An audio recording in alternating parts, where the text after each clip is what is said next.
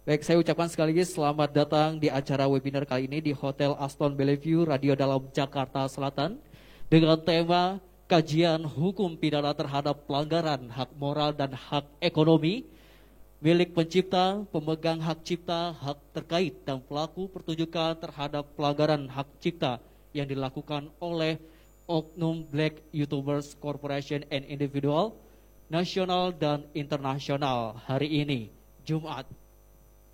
Dulu, merasa nasib pencipta lagu yang hampir rata-rata dari hasil karya ciptaannya tidak bisa menikmati dengan semestinya. Bahkan di era digital, lebih terasa lagu karya ciptanya dimuat di YouTube dan hasilnya dinikmati para pengcover dengan nilai yang sangat fantastis. Dan kemudian sementara pemilik lagu hanya bisa mengelus dada. Belum lagi yang berada di digital store dan platform lainnya. Banyak yang tidak pernah mendapat nilai ekonomi. Setelah itu Bang Gito Daklok meminta pertemuan dengan salah satu artis dari Bang Yongki RM, seorang pengacara yaitu Dr. Edi Ribut Harwanto alias Bang Edi Lau, yang pada saat itu diawali dengan somasi mesin karaoke. Alhamdulillah berhasil mendapatkan kompensasi dari 25 pencipta lagu yang memberi kuasa. Setelah itu program selanjutnya adalah konsen kepada YouTubers dengan dibantu oleh 9 pengacara. Bapak Ibu yang kami hormati dan teman-teman sekalian, pada saat itu mulai bersurat ke YouTube dan Menkumham sambil menunggu jawaban. Namun secara pribadi pada saat itu dengan puji rahasista menghimbau para YouTuber baik perorangan maupun berbadan hukum dengan hasil yang cukup memuaskan. Karena semua ini mengacu kepada Undang-Undang Hak Cipta nomor 28 tahun 2014. Kemudian berlanjut bekerja sama dengan 4 publisher hingga saat ini, karena publisher lah langkah yang paling tepat, karena pada saat itu beberapa rekan pencipta yang juga memuaskan kepada Bang Gito dan Puji Rahesta akhirnya memutuskan untuk bekerjasama dengan 4 publisher hingga terselenggara secara online ini dengan tujuan sosialisasi undang-undang hak cipta tentang hak ekonomi, perizinan lisensi, hak moral dan hak lainnya yang dimiliki oleh pencipta lagu pemegang hak cipta. Baik, Bapak Ibu yang kami hormati dan teman-teman para milenial yang berada di luar sana, yang sedang berada saat ini berada di rumah dan dimanapun di kampus dan lain sebagainya, di sekolah dan lain sebagainya.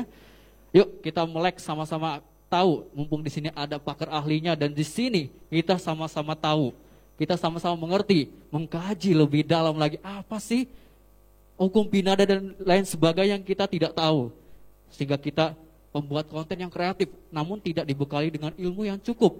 Nah, di sini yuk saya mengajak teman-teman semuanya yang ada di luar, yang sedang menyaksikan ini secara langsung, secara live, yuk kita monggo sama-sama untuk bertanya dan mengetahui di seminar webinar yang dilakukan hari ini. Alhamdulillah gratis Bapak Ibu dan teman-teman sekalian. Baik, kita sapa sedikit, kita narasumber kali ini ada Ibu Dr. Eko Suwarni SHMA. Bu Eko, selamat siang Bu. Alhamdulillah sehat ya Bu ya. Tadi sedikit macet Bu kesini kayaknya. Kemudian oh ya Bu Eko ini sebagai jaksa penuntut umum fungsional Jam Intel Kejaksaan Agung RI ya Bu ya. Alhamdulillah masih aktif ya Bu ya. Insya Allah dan semoga lancar semua ya Bu ya. Baik, yang kedua boleh dong sorot ya. Di sini Bang Haji Roma Irama. Selamat siang Bang Haji. Alhamdulillah tadi sudah membuka bacaan doa kali ini ya Bang Haji ya. Dan ini Bang Haji sebagai Ketua Umum PAMI. Nah, bagi teman-teman nggak tahu ya, mungkin ada yang belum tahu dan bahkan teman-teman milenial kita kurang tahu nih Bang Haji. PAMI itu Persatuan Artis Musik Melayu Indonesia. Baik. Dan materi ketiga ada Bang Chandra Darusman SE, Ketua Umum FESMI Federasi Serikat Musisi Indonesia. Selamat siang Bang Chandra. Sehat Bang, alhamdulillah. Alhamdulillah, nggak macet tadi ya Bang ya. Baik, selanjutnya ada Bang Jimmy Manopo. Selamat siang Bang. Sehat ya Bang ya. Tadi tidak ada kendala saat sampai ke sini ya. Oke baik. Ya alhamdulillah. Dan satu lagi ya ada di Zoom ya. Satu lagi ya narasumber lagi. Oke baik, sedang OTW. Bang Farid lagi OTW ceritanya. Baik. Baik, sebelum kami himbau para teman-teman yang ada di luar sana, para milenial dan kemudian para teman-teman yang apapun itu profesinya, apapun itu bentuk yang Anda kerjakan, yang Anda lakukan, berbaik itu berbadan hukum, berbadan pemerintah, swasta maupun non pemerintah maksudnya, silakan yuk bergabung bersama kami. Silakan pencet tombol linknya lalu saksikan secara live. Baik, sini Bang. Baik, kami ucapkan lagi selamat datang Bang Farid. Ya, satu lagi narasumber kita, Bang Farid. Sehat ya Bang ya. Kita tadi sudah perkenalan satu persatu supaya teman-teman di luar sana, supaya para teman-teman milenial kita tahu dan juga masyarakat tentunya, khususnya masyarakat Indonesia melek hukum gitu Bang. Tahu gitu seperti itu. Baik, selanjutnya kenal-kenalan sudah kita lakukan. Selanjutnya kita ke pembicara inti, keynote speaker kita selama kurang lebih 15 menit kepada Dr. Edi Ribut Arwanto, SAMH, selaku kajian tema keynote speaker kali ini dengan tema kajian hukum pidana terhadap pelanggaran hak moral dan hak ekonomi milik pencipta, pemegang hak cipta, hak terkait dan pelaku pertunjukan terhadap pelanggaran hak cipta yang dilakukan oleh oknum Black YouTubers Corporation Individual nasional dan internasional. Dan juga ini sekaligus ada pemberian, ya, boleh diambil.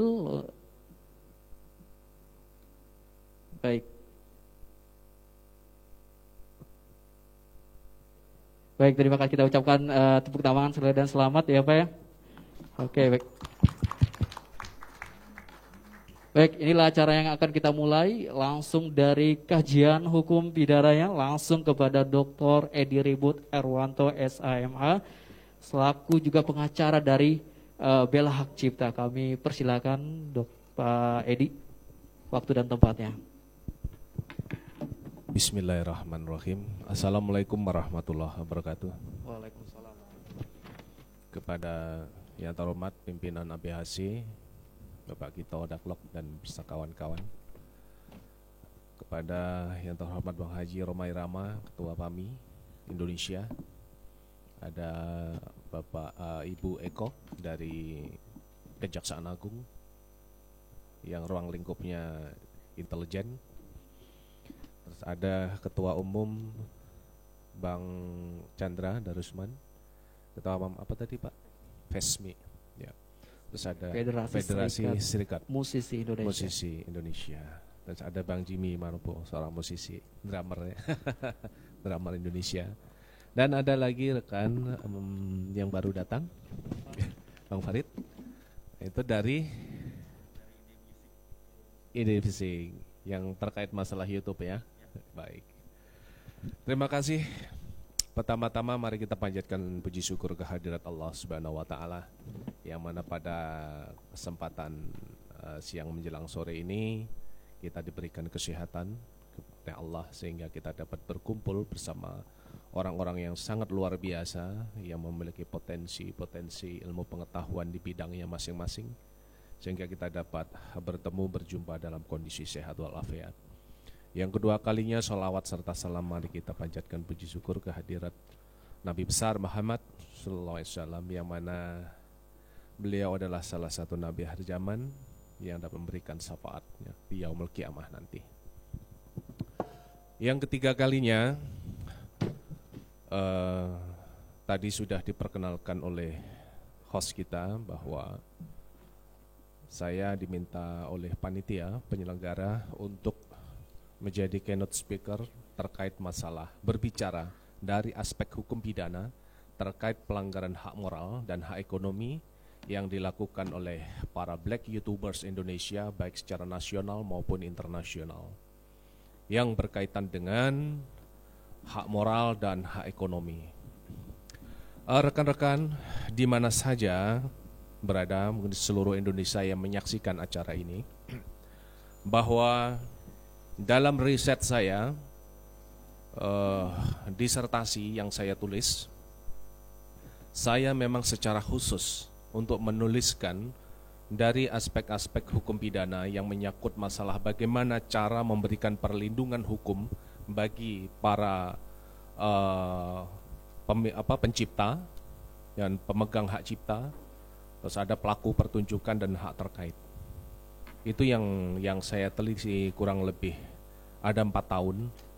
Saya menulis secara khusus dalam disertasi saya.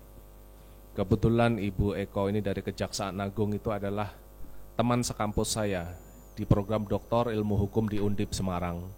Lulusnya juga hampir sama Ibu ya, nggak jauh beda.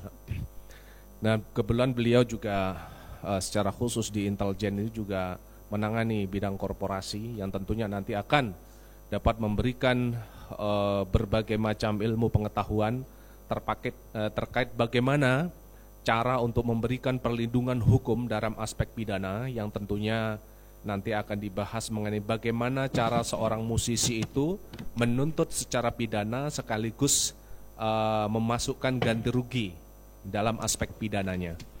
Nah, nanti akan dijelaskan oleh Ibu Eko.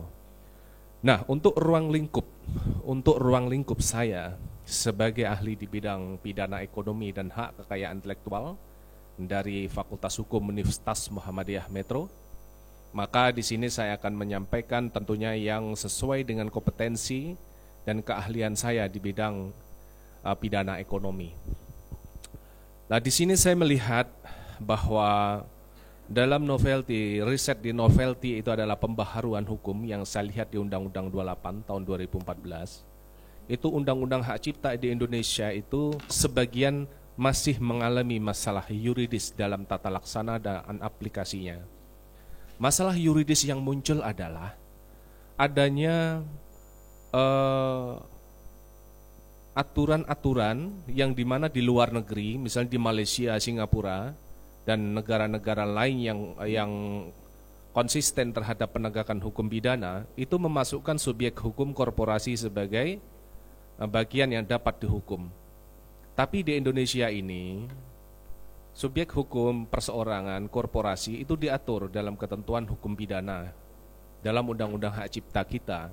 Namun dalam ketentuan pidana, sanksi terhadap korporasi ini tidak diatur. Sehingga apa yang menjadi soal? Yang menjadi soal adalah Undang-Undang Hak Cipta nomor 28 itu hanya memberikan sanksi kepada coro-coronya saja. Sebenarnya bos-bos besarnya tidak bisa disentuh. Ini yang menjadi masalah besar. Dan nanti Dr. Ibu Eko dari Kejaksaan Agung ini harus mengurai. Karena apa? Ini masalah serius. Jangan Undang-Undang Hak Cipta ini hanya memberikan perlindungan kepada orang-orang, para penjahat-penjahat ekonomi, penjahat-penjahat dia di luar undang-undang, yang dia sengaja memainkan undang-undang ini sebagai sarana untuk menghambat proses penegakan hukum terhadap para pelaku pertunjukan, para pencipta lagu, para pemegang hak cipta. Terus ada pelaku pertunjukan, itu mereka harus dilindungi secara baik. Nah, sekarang dalam regulasi, ketika saya memberikan hasil riset saya di hadapan para pakar-pakar hak kekayaan intelektual, para guru-guru besar, dia menanyakan, apa yang menjadi soal Undang-Undang Hak Cipta di Indonesia sekarang ini? Apa yang menjadi soal prinsip? Yang menjadi masalah soal prinsip adalah masalah-masalah yuridis, yang pengaturan terhadap tata laksana ketentuan produk perundang-undangan yang terkait masalah ketentuan pidananya. Nah, dalam undang-undang itu disebut bahwa terhadap pelanggaran hak cipta, masalah royalti, lisensi, wilayah yurisdiksi pengadilan yang memiliki kewenangan penuh itu disebutkan adalah pengadilan niaga. Namun di pasal lain juga diatur mengenai gugatan ganti rugi secara pidana di pengadilan umum. Nah, ini ada dua pemahaman ketika aparat penegak hukum melakukan penegakan hukum terkait masalah royalti, hak cipta dan lisensi ini mengalami masalah yuridis di lapangan, Bang Haji. Pelaksanaannya susah. Ini yang mana yang mau dipakai? Apakah ke pengadilan niaga ataukah ke pengadilan umum, tuntut secara pidana terus digabungkan tuntutan ganti ruginya? Nah, itu diatur dalam undang-undang pidana, tetapi dalam ketentuan pidana itu tidak diatur. Semestinya rumusan itu harus diatur. Bagaimana cara para musisi, pencipta, pemegang hak cipta itu melakukan upaya hukum pidana, terus sekaligus menuntut haknya, hak royalti. Nah, sementara di situ tidak dijelaskan dalam Kitab Hukum Acara Pidana kita, ganti rugi yang diatur dalam Kitab Hukum Acara Pidana kita itu adalah ganti rugi yang terkait masalah penangkapan. Ya, misalnya salah tangkap, penetapan tersangka. Terus misalnya bagi tersangka maupun terdakwa yang itu diperlakukan sewenang-wenang oleh aparat penegak hukum. Misalnya anggota kepolisian tuh salah tembak sehingga sampai meninggal dunia, ternyata dia nggak salah. Nah, itu mengatur tentang itu ganti rugi dalam kitab undang hukum acara pidana. Tetapi kok ini dimasukkan, ganti rugi ini yang dimasukkan dia tidak merujuk kepada kitab undang hukum acara. Jadi membuat undang-undang sendirilah. Nah, sementara dalam tata laksana ini yang menjadi kendala. Jadi jaksa penuntut sama Polri kadang-kadang nanti bingung ketika dia mau memasukkan ganti rugi digabung dalam kasus pidananya. Ini yang menjadi rancu. Tadi sebelum masuk saya berdiskusi dengan Dr. Eko. Bagaimana Bu, ketika seorang pencipta lagu, ya seorang pelaku pertunjukan, pokoknya pelaku seni ini melakukan upaya pidana, terus sekaligus mengasukkan gugatan ganti rugi. Nanti ganti ruginya itu masuknya ke siapa? Masuknya ke kas negara kah? Atau masuk ke kita? Karena kalau dalam ketentuan pidana itu denda, kalau misalnya tersangka itu sudah membayar denda, itu tidak masuk kepada para musisi, masuknya ke negara Pak Haji. Jadi kita tidak mendapat apa-apa. Terus sementara kalau kita menerapkan ganti rugi, yang mana tuntutannya itu nanti digabung dalam tuntutan yang disusun oleh jaksa penuntut umum, nah itu nanti akan menimbulkan masalah yuridis mengenai ketentuan hukum acaranya. Karena hukum acara yang dimasukkan bukan itu. Nah, itu persoalan pokok masalah yuridis terkait malah masalah wilayah yurisdiksi hukum, supaya para teman-teman seniman itu bisa memahami, supaya tidak rancu. Dan nanti agar itu terlaksana dengan baik itu bagaimana untuk melakukan menindak para black YouTubers di secara nasional maupun internasional. Karena saya melihat lagu-lagu Bang Haji Rama ini juga dinyanyikan, di cover sama orang-orang asing. Banyak sekali itu Bang Haji di YouTube saya lihat. Entah itu izin atau enggak kan gitu. Nah, kan dalam undang-undang kita yang harus kita maknai bahwa untuk mengcover lagu dan lain-lain itu sudah diatur dalam ketentuan Undang-Undang Nomor 28. Jadi mengcover lagu itu mau dia bersifat komersil maupun komersil itu tetap wajib untuk mendapat lisensi dari kita atau pemegang hak ciptanya. Kenapa? Karena itu sudah diatur. Jadi yang namanya komersil itu jangan dilihat dari teks undang-undangnya, di bawahnya ada penjelasannya.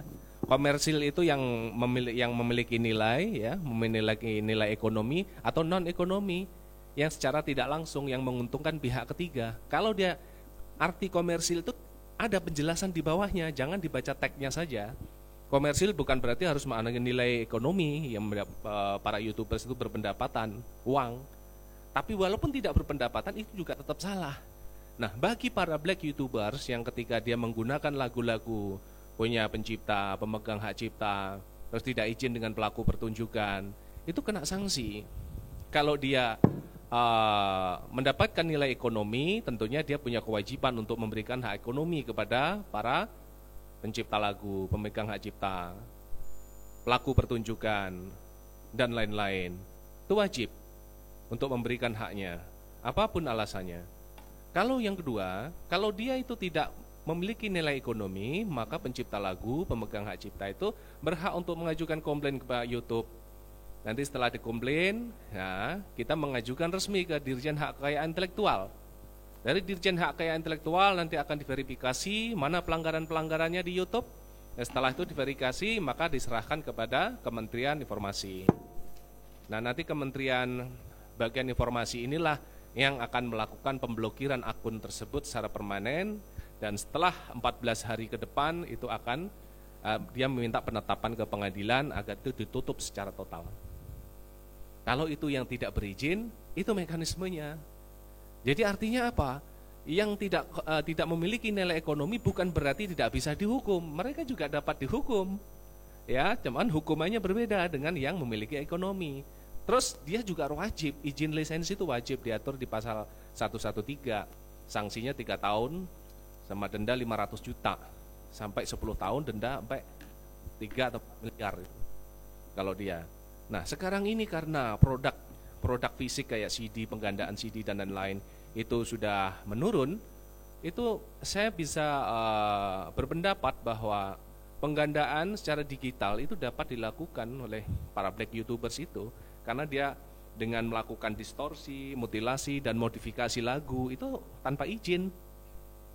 Misalnya dia melakukan distorsi, misalnya lagu karya Yongki RM atau Papa T-pop, misalnya lagu Cinta Kita, itu tidak ditulis nama penciptanya, tidak ditulis nama artisnya, dinyanyiin aja.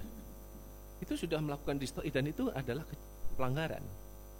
Terus dia melakukan lagi mutilasi, lagunya itu diputus-putus, dipotong-potong, diganti. Seperti yang terakhir yang seperti sengketanya antara Naga Suara dengan salah satu artis itu. Terus ada lagi modifikasi, jadi merubah-rubah. Jadi lagunya itu dirubah-rubah, lagu yang pop dirubah menjadi semi dangdut, dangdut dirubah lagi. Nah, jadi terhadap produk hak cipta yang dia dilakukan tindakan-tindakan distorsi, mutilasi, modifikasi, itu sudah pelanggaran hak cipta. Dan itu harus ditegakkan. Nah, oleh sebab itu, karena di sini nanti masalah-masalah yuridis dalam undang-undang hak cipta itu memang sangat banyak sekali kekurangan-kekurangannya. Itu yang mengenai kualifikasi delik juga itu juga mengalami masalah yuridis, karena di dalam undang-undang hak cipta itu tidak dijelaskan terhadap pelaku pelanggaran itu disebut apa, kejahatan atau pelanggaran. Kalau dia disebut pelanggaran, itu sanksinya tidak bisa melebihi sampai 10 tahun sampai 3 miliar itu. Pelanggaran itu hanya 1 tahun sekian bulan sanksinya, dan dia berupa denda ke negara. Nah, kalau ini tidak disebut kualifikasinya, ini membingungkan aparat penegak hukum. Jaksa juga akan bingung. Ini sebenarnya terhadap pelaku tindak pidana hak cipta ini kejahatan atau pelanggaran sih? Kalau dalam teks ketentuan pidana dia menyebutkan bahwa itu adalah pelanggaran. Tetapi kalau pelanggaran, kenapa hukumannya melampaui? Bisa nyampe 10 tahun. Karena pelanggaran itu kan 1 tahun sekian bulan. Nah, ini juga menjadi masalah yuridis yang saya sampaikan dalam riset saya. Nah, selanjutnya terus mengenai nanti ketika kita tidak bisa menentukan apakah terhadap pelaku cover lagu maupun pembajakan terhadap lagu punya karya hak cipta itu tidak bisa dikualifikasikan antara pelanggaran dan kejahatan, itu nanti akan menentukan masa kadaluarsa kejahatan. Sebenarnya yang berhak untuk mengajukan gugatan atau melakukan pelaporan itu siapa sih? Nanti pelanggaran sama kejahatan masa kedaluarsanya berbeda. Nanti Dr. Eko akan bisa menyampaikan itu. Nah, itu akan menjadi masalah yuridis di lapangan. Hal-hal yang teknis yang seperti itu nanti akan menghambat dari sisi penegakan hukum bagi para musisi Indonesia. Ini ya rancu ini nanti penegakan hukumnya. Ini yang menjadi persoalan-persoalan teknis di internal undang-undang hak cipta itu sendiri.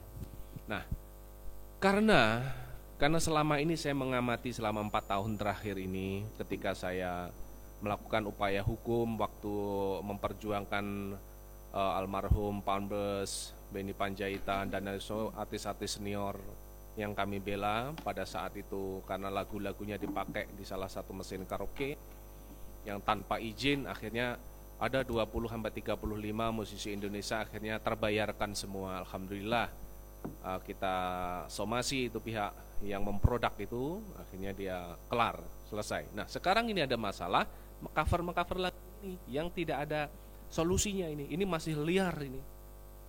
Ya, ini ada penegakan hukum yang benar-benar terorganisir dengan baik. Nah, karena sistem dalam undang-undang hak cipta itu sedikit mengalami masalah yuridis dari sisi pandangan saya, dari hasil penelitian saya, maka tadi saya kepada Dr. Eko bagaimana untuk memformulasikan menolong para musisi-musisi Indonesia ini agar pidana ganti rugi itu selain upaya perdata pengadilan niaga dapat ditempuh melalui peradilan pidana, tapi ganti ruginya juga masuk disusupkan di situ, sehingga pidananya, dendanya masuk ke negara, ganti ruginya masuk ke kita, ke musisi, ke pencipta lagu, pemegang hak terkait maupun pelaku pertunjukan. Nah, Tadi katanya bisa. Dan Dr. Eko pernah menangani salah satu pelanggaran hak cipta, dia menuntut secara pidana dan memasukkan ganti rugi setelah diputus, dimasukkan ganti ruginya, diputus juga. Dan itu nanti yang ganti rugi diserahkan kepada pemegang hak cipta atau pencipta maupun pelaku pertunjukan. Nah, ini kan pelaku pertunjukan ini dalam cover-mengcover lagu itu pelaku pertunjukan harus dimintain izin loh, jangan salah kan gitu. Selain para pemegang hak cipta, pemilik hak cipta, itu pelaku pertunjukan, hak terkait dan lain-lain. Nah, oleh sebab itu dalam ruangan ini mari kita berdiskusi karena saya melihat dari sisi aspek hukumnya saja, dari aspek hukum pidana. Karena memang saya mengkhususkan diri bagaimana, karena aspek pidana itu adalah upaya terakhir untuk menegakkan hukum. Karena kalau enggak dilakukan upaya pidana, kalau enggak dimasukkan penjara itu enggak jera-jera itu pembajakan saat itu. Karena kerugian itu terhadap musisi itu ketika saya melakukan wawancara dengan Asyiri itu sampai triliunan rupiah. Bahkan bukan hanya musisi pencipta lagu yang dirugikan, tapi negara handal 1, sekian triliun gitu kalau tidak salah. Itu kerugian potensial dari pendapatan negara yang harusnya dibayarkan para orang user-user yang menggunakan lagu itu, yang harusnya dibayarkan ke Ditjen Hak Kekayaan Intelektual. Itu kan dipungut pajak. Nah, ketika misalnya para pengcover lagu di Indonesia maupun secara internasional itu ada bule-bule yang mengcover lagu-lagunya, lagu dangdut yang dinyanyikan tanpa izin, itu juga merupakan suatu pelanggaran dan dapat diancam dengan ancaman hukuman pidana. Nah, oleh sebab itu mari kita sinergikan dalam diskusi di sini, dalam seminar ini. Nanti dari hasil seminar bisa ditindaklanjuti oleh organisasi profesi untuk melakukan gerakan-gerakan penegakan hukum secara massal. Untuk apa? Untuk minimal kita memberikan sebuah masukan kepada pihak YouTube, perusahaan YouTube, agar mengcover lagu itu harus dibatasi dan aturan regulasinya harus jelas. YouTube itu harus tunduk pada Undang-Undang 28, ya, Undang-Undang Hak Cipta. Bukan kita tunduk pada YouTube-nya, dan bukan berarti YouTube tidak dapat dipidana. Dapat. Ketika nanti kita sudah memberikan peringatan, misal saya contohkan salah satu lagu musisi misalnya di cover, nah diterbitkan, di situ ada regulasi YouTube, apakah Anda sudah mendapatkan izin dari pencipta atau pemegang hak cipta dan lain. Itu kadang-kadang para YouTubers itu memalsukan keterangan, oh sudah kan di keterangan sudah itu udah pidana. Terus kita pencipta atau pemegang hak cipta bisa bersurat langsung pada YouTube. Ketika kita sudah ditegur tapi tidak diturunkan itu barang, lalu kita sudah memberikan peringatan, itu sudah pasal 55 turut serta. Jadi siapa saja yang turut serta dalam kejahatan dapat dipidana. Karena pidana itu tidak berdiri sendiri, ada pelaku utama yang membantu, yang menyuruh melakukan, otaknya, pembujuknya, itu semua dapat dipidana, Pak Haji. Bukan berarti korporasi mentang-mentang terus nanti korporasi besar tidak dapat dipidana, dapat. Ada pidana korporasi juga ada nanti, itu sanksinya ada, semuanya jelas.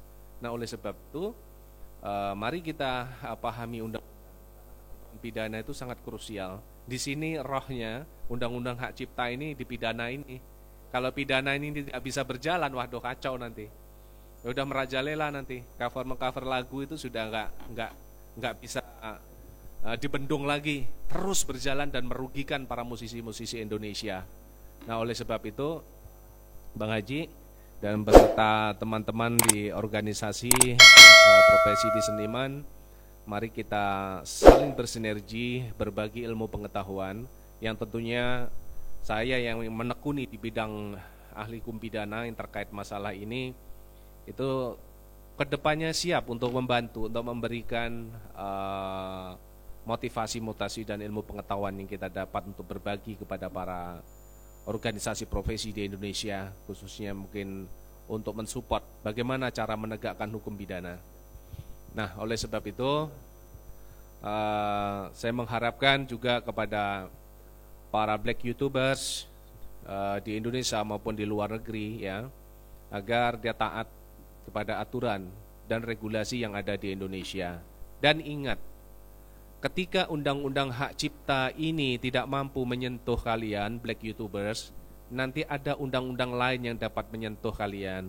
yaitu adalah undang-undang perpajakan dan undang-undang tidak pidana korupsi. Kebetulan Bu Eko itu bidang yang menangani masalah korporasi. Itu para black YouTubers maupun para pembajak yang tidak membayar pajak, yang tidak itu dapat dipidana, pidana pajak, pidana PNPB, dan tipikor. Kenapa? Karena potensi kerugian negara yang tidak dibayarkan oleh black YouTubers karena dia melakukan secara gelap.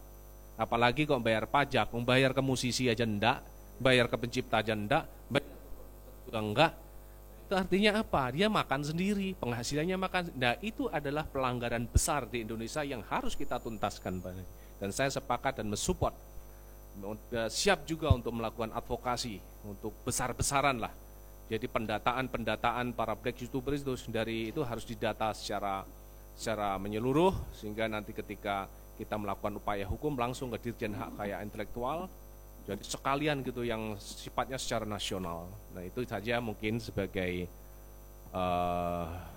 gambaran bahwa kondisi Undang-Undang Hak Cipta yang seperti itu. Di dalam lebih lanjut kita akan dalam diskusi, dan mudah-mudahan dalam seminar ini nanti akan mendapatkan ilmu pengetahuan yang luar biasa bagi para sahabat-sahabat yang white YouTuber dan black YouTubers, yang moga-moga dia segera bertobat untuk menemui para musisi pencipta lagu ya di Indonesia. Jangan menggunakan lagu semau-mau sendiri. Karena apa? Hak cipta itu adalah barang bergerak tidak berwujud. Artinya barang bergerak tidak berwujud itu artinya apa? Barang bergerak tidak berwujud adalah milik pencipta secara eksklusif. Sehingga sama saja kalau Anda meminjam motor misalnya, terus motor itu Anda mengambilnya tanpa permisi, sama itu namanya maling, kan gitu. Sama saja, karena pencipta lagu juga begitu. Pencipta lagu itu ada yang punya. Ketika Anda menggunakan lagu terus tanpa izin kepada pemiliknya, ya, terus Anda merubah aransemennya, Anda merubah teksnya, terus Anda nyanyikan, Anda tidak memasukkan nama penciptanya, tidak memasukkan nama pemegang hak ciptanya, dan tidak memasukkan pelaku pertunjukan, nama artis yang mempopulerkan lagu, itu adalah sebuah pelanggaran besar. Oleh sebab itu saya minta black YouTuber itu bertobat. Jadi bertobatlah, ya, jangan makan makanan yang dihasilkan dari uang haram, itu tidak boleh, ya.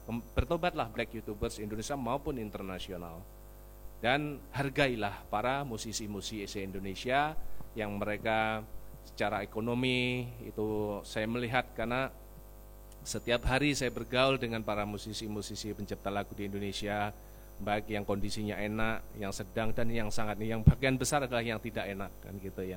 Oleh sebab itu saya mengharapkan agar ada kesadaran di diskusi ini nanti menghasilkan sebuah pemikiran-pemikiran yang kritis dan juga bisa memberikan penyadaran kepada masyarakat, khususnya para black YouTubers di Indonesia maupun di luar negeri sana. Sekian saja. Assalamualaikum warahmatullahi wabarakatuh. Waalaikumsalam warahmatullahi wabarakatuh. Terima kasih Bapak Dr. Edi Ribut Harwanto, SHMH, yang telah menyampaikan beberapa makna dan untuk sekali lagi para black YouTubers yang ada di Indonesia dan juga di luar negeri. Ini banyak sekali ya Pak ya. Baik, banyak sekali pertanyaan kepada kita.